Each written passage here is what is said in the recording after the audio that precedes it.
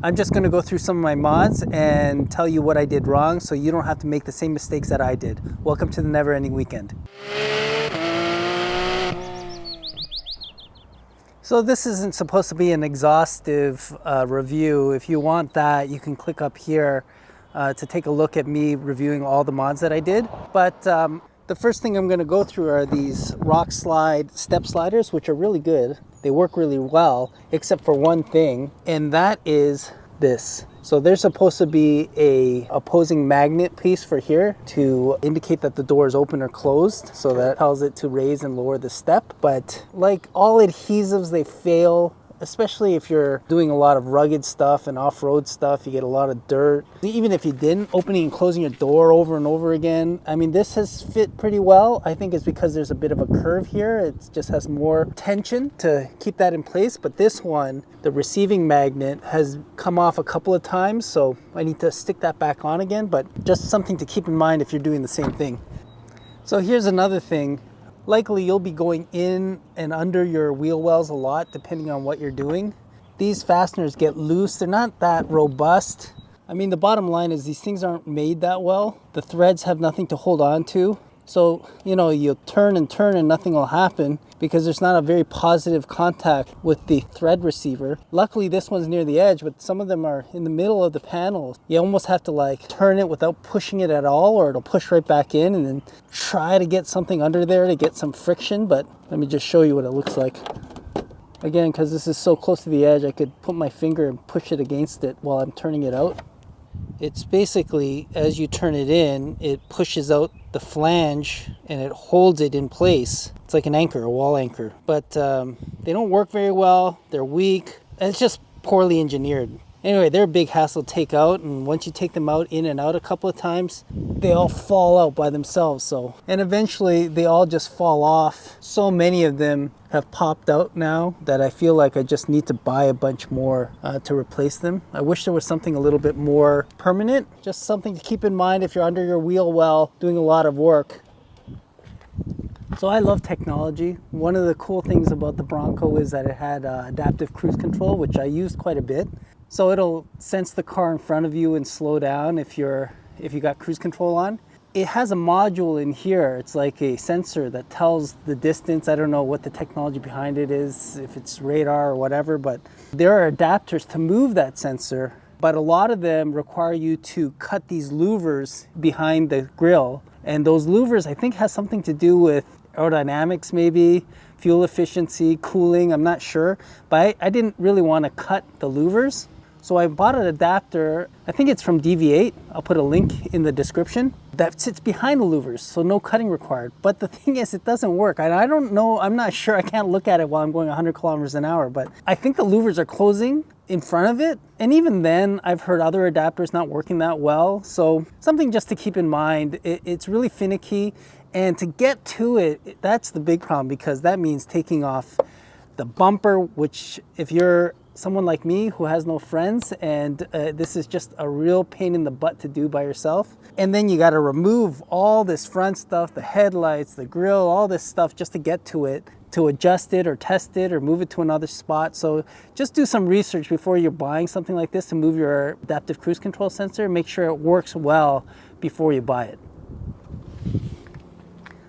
While I'm down here, might as well talk about this too, the camera.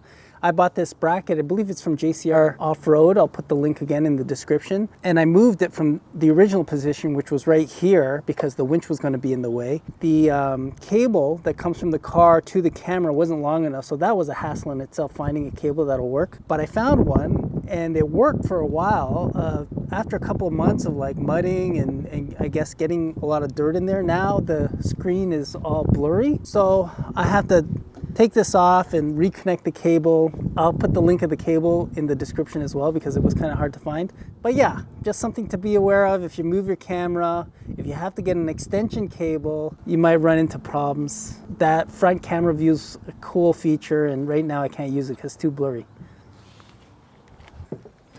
This next thing doesn't really pertain to the lights themselves, it's just the wiring behind them. Someone in the comments pointed this out, and thank you very much for informing me or educating me. I didn't realize you needed braided lines I use solid core electrical lines, which don't work well because when you're splicing wires together, it's just, there's not enough surface area, I guess, to make that connection solid. So this light kind of goes on and off. But just in general, when you're doing electrical stuff in your car, if you're like me and you didn't know, use braided lines, not solid core wiring.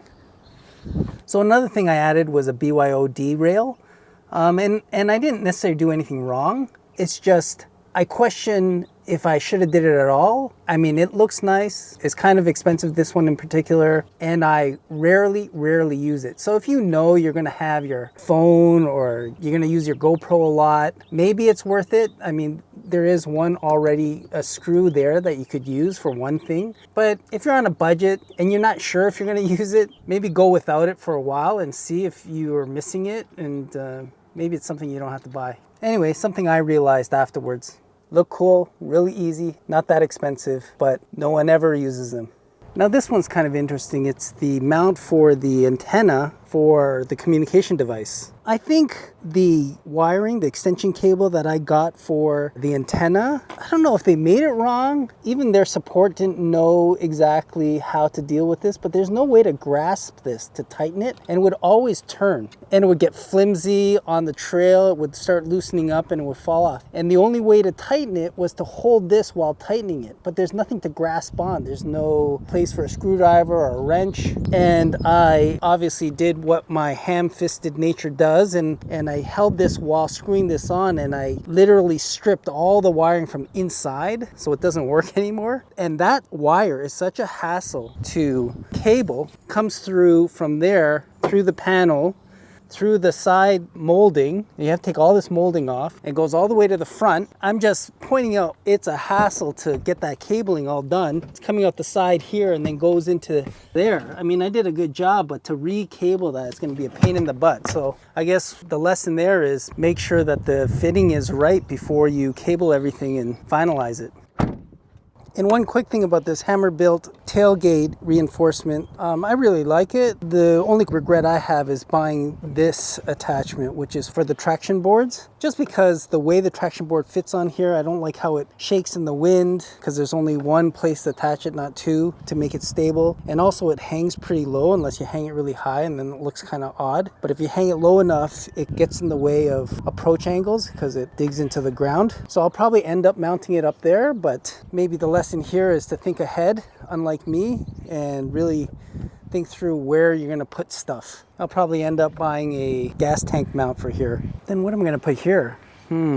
So funny, all these attachments I'm putting on that I don't use. Guess that's what customization is about. I have no problems with the roof rack yet. Really well built, looks really good, but I haven't really used it for anything yet. So I guess maybe that's kind of like the device rail. Know if you're going to actually use it for anything before you actually get it. But once I use it, maybe I'll do a review if I find any issues with it, but it looks pretty solid.